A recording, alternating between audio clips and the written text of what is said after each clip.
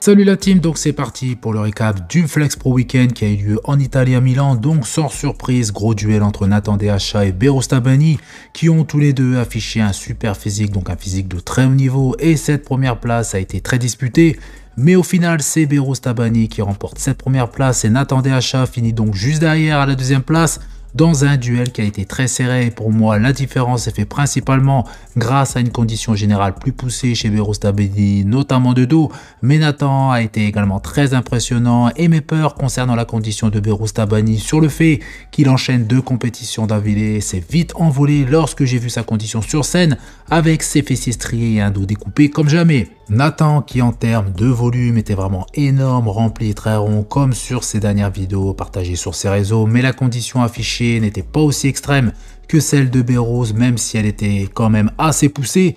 Par contre, Nathan a affiché, comme je l'ai dit juste avant, un physique vraiment rempli et très rond, et sur ce point, il était pratiquement au-dessus de Beros, et j'ai oublié justement de préciser que malgré la condition de folie de Beros, certaines parties de son physique manquaient de séparation, notamment ses quadriceps et plus particulièrement sur les postes de face, car de profil c'est différent, et énormément de détails présents sur les cuisses de Beros ainsi que sur les postes de dos, où il affiche justement des fessiers des ischios découpés très impressionnants. Pour résumer, Nathan, physique énorme, rempli et très rond avec une excellente condition, tandis que Beros Tabani, condition extrême, plus poussée, sans oublier une ligne beaucoup plus esthétique, surtout sur les poses de face et de dos.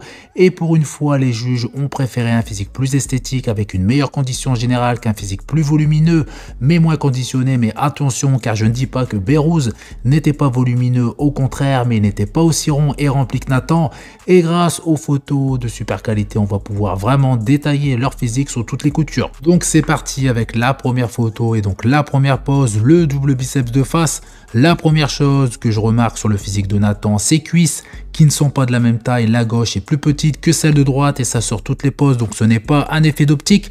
Et on peut également noter son biceps gauche, donc à sa gauche, son biceps arraché, même si le droit est également arraché, c'est beaucoup moins visible, voire pas du tout sur cette pose. Et là, les juges le remarquent justement très rapidement. Concernant Beros Tabani, aucun problème de ce côté-là, pas de blessure apparente, pas de muscles déchirés.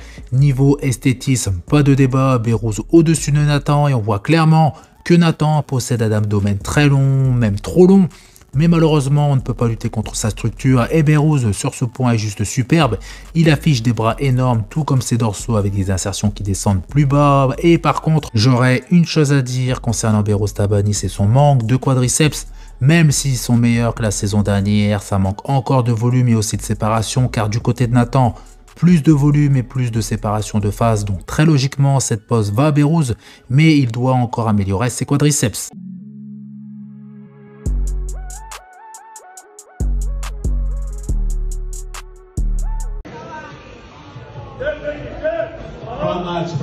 Dorsaux de face, j'aurais pratiquement les mêmes choses à dire. Esthétisme, condition du côté de Beros, rondeur, physique plus rempli, meilleure cuisse pour Nathan. Mais c'est assez proche sur cette pose et c'est plus difficile justement de partager ces deux athlètes.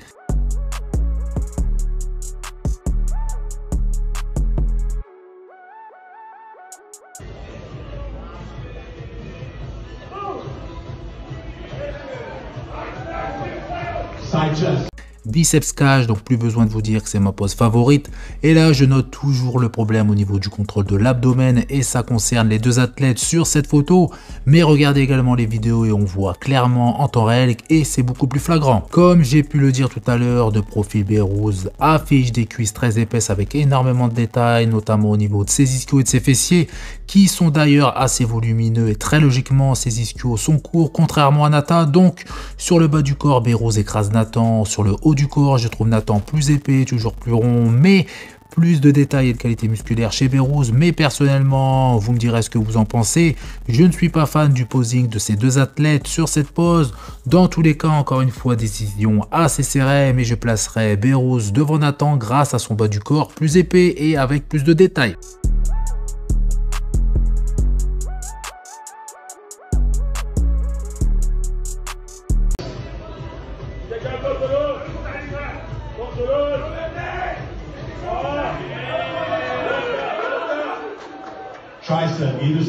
Triceps de profil et là, Berrouz change de côté, donc sans doute pour une pose mieux maîtrisée et un physique qui est mis davantage en valeur, donc ça c'est au choix justement de l'athlète et de son coach.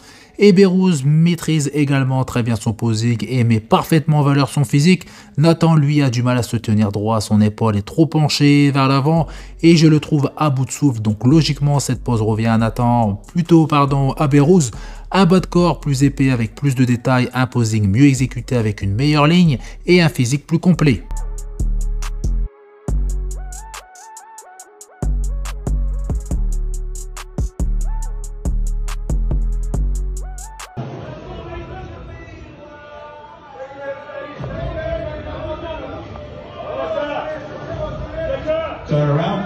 On enchaîne avec les poses de dos et là que dire hormis le fait que sur cette pose du double biceps de dos, Berrouz est tout simplement impressionnant avec cette fois-ci un avantage en termes de volume du côté de Berrouz avec beaucoup plus de détails et de séparation ischio-fessier et même ses quadriceps, le vaste externe est très visible et ressort énormément et je suis vraiment impressionné par son bas du corps. Concernant le haut de son physique, il y a moins de volume mais côté esthétisme, son cadre est juste superbe.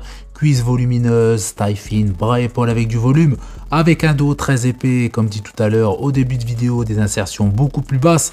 Et là, sur cette pose, Nathan ne peut absolument pas lutter, cuisses moins volumineuses, sans séparation, un dos qui n'a jamais été justement son point fort, notamment à cause de ses insertions, et je trouve également qu'il manque d'épaisseur, contrairement au reste de son physique et sur justement la pose suivante, donc torse de dos. L'écart est moins visible justement sur le haut de corps, mais sur le bas du corps, les choses expliquées sur le double biceps de dos restent les mêmes et on sait justement à quel point les poses de dos peuvent faire la différence et ici, elle accentue davantage la domination de Berrouz.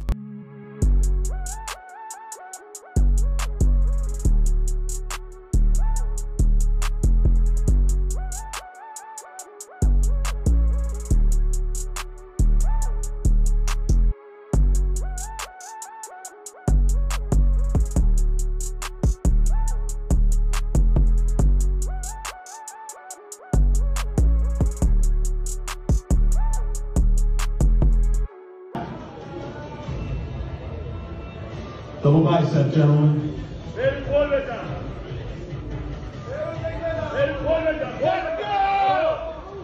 Back spread.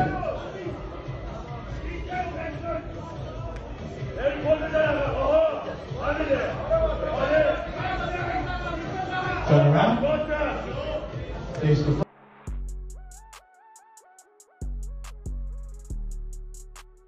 Abdos cuisses, donc là Nathan et Berrouz ne posent pas de la même façon et on peut noter que Berrouz affiche de sacrées cuisses malgré son manque de quad. Nathan de face est meilleur avec toujours plus de volume et plus de séparation contrairement à Berrouz qui n'a justement que très peu de détails. Ici je trouve Nathan trop penché vers l'avant ce qui épaissit sa taille contrairement à Berrouz qui de base possède une taille plus fine et la conserve, alors que Nathan casse complètement son esthétisme en posant justement de cette façon, ce qui cache également son dos de face, donc encore une pose pour Berrouz Tabani.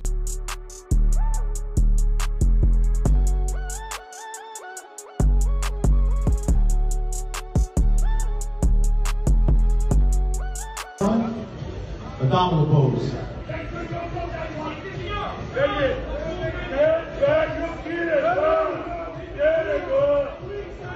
Your favorite, most muscular. La pose du plus musclé au Berrouz affiche des bras et des épaules impressionnants et je dirais même un haut du corps quasi parfait en ce qui me concerne. Trapèze supérieur, épaules très rondes, biceps, triceps, brachial énorme, sans oublier une superbe sangle abdominale avec beaucoup de détails. Nathan affiche un physique moins équilibré avec une asymétrie entre ses cuisses. Son biceps gauche arraché, on voit clairement la différence avec le droit, une sangle abdominale qui est moins définie et moins épaisse. Bref, au vu de toutes ces images, Berrouz mérite sa victoire et pour moi la semaine dernière à l'Empro Classique, Berrouz aurait dû gagner cette compétition mais bon, il gagne celle-ci, ce qui lui permet de se qualifier pour Monsieur Olympia et je pense que si Berrouz Tabani pouvait afficher des cuisses plus volumineuses, il pourrait faire très mal à Monsieur Olympia.